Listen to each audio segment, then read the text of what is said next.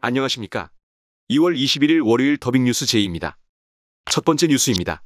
만 19세에서 34세 청년층이 정부 장려금과 비과세 혜택 등으로 연 10%대 이자를 받을 수 있는 청년희망적금 가입 가능 여부를 확인하는 미리보기 신청 건수가 200만 건에 육박했습니다.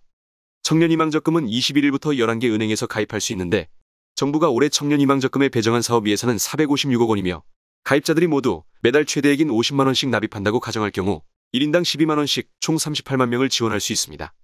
이는 미리보기 신청 건수 대비했을 때 5명당 1명꼴로 가입할 수 있는 셈으로 청년들의 관심이 높아 조기 마감될 가능성이 높습니다. 두 번째 뉴스입니다. 보험업계의 매기 역할이 기대되던 빅테크의 보험 혁신 작업이 난항을 겪고 있습니다. 플랫폼을 무기로 기존 보험사들을 자극해 산업 생태계의 변화를 몰고 올 것으로 전망됐지만 보수적이고 대면 중심인 시장 장벽에 가로막혀 좀처럼 성과를 내지 못하고 있습니다. 토스는 대면 영업 설계사 대신 정규직 텔레마케팅 설계사를 채용하는 실험을 시도했지만 결국 실패로 돌아갔으며 카카오페이의 디지털 손해보험사 본인가 심사는 지연 중인 상황입니다. 네이버 파이낸셜에서는 사장님 보험 가이드 체크리스트 외에 이렇다 할 보험 관련 서비스가 없습니다. 세 번째 뉴스입니다. 올해 들어 국내 증시 하락장에서 공매도가 활개를 치며 증시 하락을 부추기고 있습니다. 20일 한국거래소 정보데이터 시스템에 따르면 가장 최근 공매도 집계가 가능한 이달 16일 기준 코스피 상장 주식수 대비 공매도 잔량 비중은 0.46%로 집계됐습니다. 이들 종목의 상당수는 시총 대비 공매도 잔액 비중이 지난해 5월 이후 가장 높은 수준으로 우려되는 부분은 하락장에서 다시 늘어난 공매도가 증시 반등의 발목을 잡을 수 있다는 점입니다. 특히 정부가 국내 증시의 MSCI 선진국 지수 편입을 위해 공매도 전면 재개를 이른 시기에 공식화할 가능성이 커져 코스닥과 중소형주에 부담이 될 수 있다는 의견이 나오고 있습니다. 네 번째 뉴스입니다. 코로나19로 침체된 공연예술 분야에 220억 원이 투입됩니다.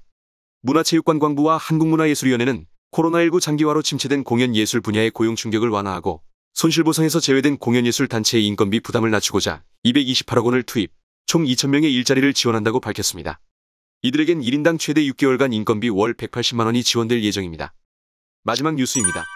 서울시와 서울관광재단은 팬데믹으로 위기에 처한 관광특구의 돌파구를 마련하기 위해 각양각색을 지닌 뷰티풀 관광특구 서울이라는 비전과 내 외국인 모두가 행복한 특구, 유노멀 관광이 있는 특구, 잠들지 않는 특구라는 3대 목표를 설정했다고 21일 밝혔습니다.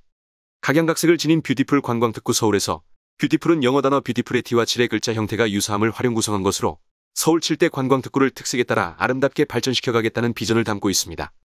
다음은 오늘의 채용 공고입니다.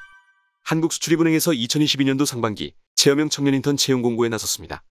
채용 규모는 약 110명으로 본점은 업무 일반 75명 이내, 장애인 전용 12명 이내, 지점은 전국구로 23명 이내이며 자세한 내용은 한국수출입은행 공식 채용 홈페이지를 통해 확인하실 수 있습니다. 이것으로 2월 21일 더빙뉴스를 마치겠습니다. 구독과 좋아요, 댓글 부탁드리며 알림 설정으로 더 좋은 콘텐츠를 받아보시기 바랍니다. 감사합니다.